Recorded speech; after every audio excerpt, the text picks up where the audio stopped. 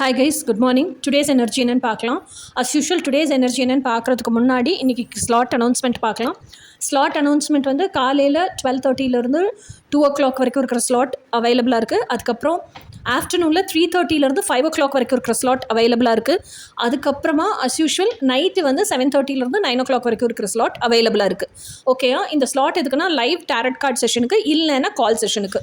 கால் session 1.5 ஹவர்ஸ்க்கு 1500 rupees. ஓகேயா?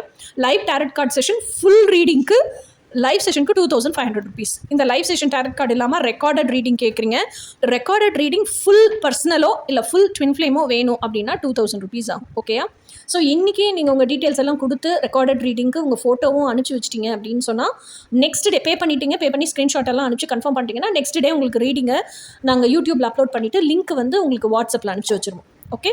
So coaching அப்படிங்கிறத பொறுத்த வரைக்கும் என்ன நினைக்கிறேன் அப்படின்னு சொன்னால், எல்லாருமே வந்து ட்வின் ஃப்ளேம்னு சொல்லிட்டு ட்வின் ஃப்ளேம் கோச்சிங் கேட்குறதில்ல. இப்போ நிறைய ஹவுஸ் ஒய்ஃப்ஸ் இருக்காங்க. ஹவுஸ் ஒய்ஃப்ஸ் எல்லாம் என்ன நினைக்கிறாங்கன்னா, நாங்கள் ஃபேமிலின்னு ஒன்று உருவாக்கிட்டோம், ஃபேமிலிக்குள்ளே இருக்கோம், ஆனால் எங்களுக்கு பீஸ் ஆஃப் மைண்ட் வேணும், எமோஷனல் ஹீலிங் வேணும், எங்களுக்கு ஒரு கோச்சிங் ரெடி பண்ணி கொடுங்க அப்படின்னு கேட்குறாங்க. ஸோ இப்போ அவங்களுக்காகவே அந்த emotional fulfilment, peace of mind அப்படிங்கிறதுக்காகவே கோச்சிங் ரெடி பண்ணியிருக்கோம். ஸோ அந்த கோச்சிங்கை இப்போ நான் உங்களுக்கு முன்னாடி ப்ரெசென்ட் பண்ணுறேன். இப்போ ட்வின் ஃப்ளேம் கோச்சிங்கும் அஸ் யூஷுவல் இருக்குது. ஓகேயா?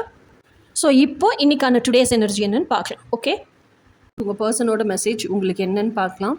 உங்கள் பர்சன் வந்து லாட்ஸ் ஆஃப் கன்ஃபியூஷன்ஸில் இருக்காங்க, lots of self guilt, self shame இதிலெல்லாம் இருக்காங்க. அந்த செல்ஃப் ஒர்த்துங்கிறது இல்லாததுனால அந்த லோவர் செல்ஃப் எஸ்டீமில் இருக்காங்க. ஏன் அந்த செல்ஃப் ஒர்த் இல்லைன்னா, சின்ன வயசுலேருந்து இதெல்லாம் உன்னால் முடியாது, இதெல்லாம் நீ பண்ணுனேன்னா சமூகம் அங்கீகரிக்காது, நீ இதை பண்ணுனா மட்டும்தான் உன்னை வசதியாக ஃபீல் பண்ணுவாங்க இப்படின்னு அந்த எக்ஸ்டர்னல் வேலிடேஷனுக்காகவே வளர்த்து இப்போ அவங்களோட டீப் டிசைர் அவங்களுக்கு பிடிச்சிருக்கு, அதை வாழணும்னு நினச்சா கூட தே ஆர் ஃபீலிங், நான் வந்து இதை வாழ்கிறதுக்கெல்லாம் நான் ஆள் கிடையாது, இது எனக்கான விஷயம் கிடையாது, I am not வர்த்தி enough to receive this அப்படின்னு நினைக்கிறாங்க. I am not deserving to receive this அப்படின்னு நினைக்கிறாங்க.